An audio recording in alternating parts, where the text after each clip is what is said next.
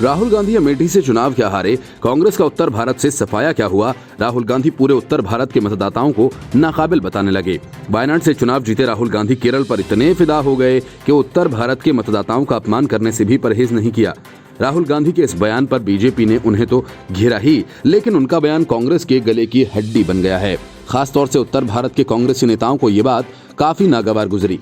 राहुल गांधी के बयान के बाद G23 के नेता सक्रिय हो गए और इन नेताओं की गुलाम नबी आजाद के घर बैठक भी हुई।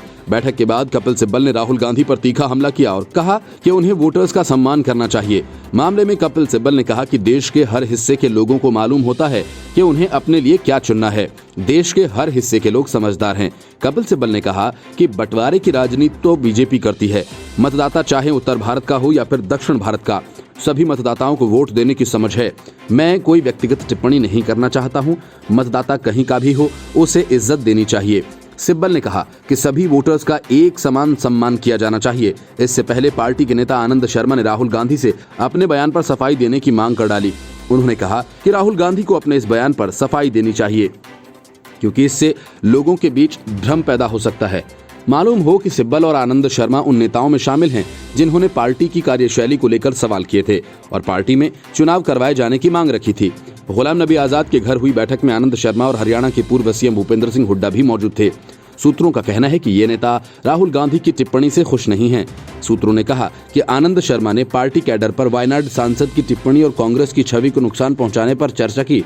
कांग्रेस नेता कपिल सिब्बल ने कहा कि बीजेपी ये कह रही है कि हम देश को विभाजित करने की कोशिश कर रहे हैं, जबकि सरकार ये काम कर रही है। जहां तक राहुल गांधी की टिप्पणियों की बात है तो मैं उसे लेकर कोई भी टिप्पणी नहीं कर सकता। अपने बयान के बारे में वो बेहतर बता सकते हैं, उन्होंने किस संदर्भ में वो बयान दिया।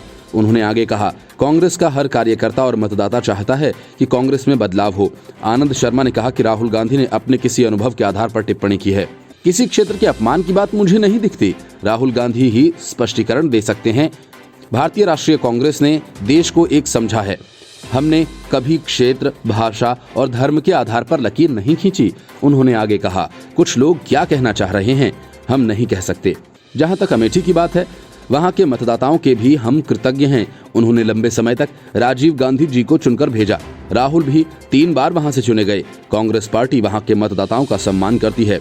असल में तिरुवनंतपुरम की जनसभा के दौरान राहुल गांधी ने अमेठी और वायनाड के अपने अनुभव की तुलना की।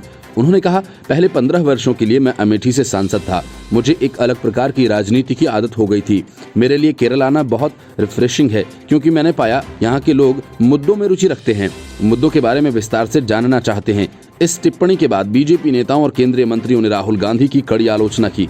केंद्रीय मंत्री स्मृति ईरानी ने राहुल के बयान को द्वेषपूर्ण और घृणित बताया। उन्होंने कहा कि राहुल उत्तर और दक्षिण भारत के बीच विभाजन पैदा करना चाहते हैं। स्मृति ईरानी ने कहा कि उनकी राजनीति ये है कि उत्तर भारत के लोगों का तिरस्कार करते हैं। उनकी राजनीति ये है कि वह गुजरात का तिरस्कार करते हैं और वह भारतीय सेना पर सवाल उठाएंगे, सबूत मांगेंगे। कांग्रेस पार्टी देश के लोगों के खिलाफ नफरत और बदले की राजनीति करती है। केरल विधानसभा में विपक्ष के नेता रमेश चेन्नितला के नेतृत्व में आयोजित ऐश्वर्य यात्रा के समापन पर राहुल गांधी ने कहा, उन्होंने केरल के लोगों से काफी कुछ सीखा है और यहाँ के लोगों की बुद्धिमत्ता को थोड़ा समझा है। उन्होंने कहा, पहले 15 वर्ष मैं उत्तर भारत से सांसद रहा, इसलिए मुझे अलग तरह की राजनीति की आदत हो गई है। मेरे लिए केरल आना नया अनुभव था, क्योंकि अचानक मैंने देखा कि लोग मुद्दों में दिलचस्पी रखते हैं, सिर्फ दिखावे के लिए नहीं बल्कि गहनता से उस पर विचार करते हैं। राहुल गांधी की उत्तर दक्षिण वाली पॉलिटिक्स पर उत्तर प्रदेश के मुख्यमंत्री योगी आदित्यनाथ ने पलटवार किया।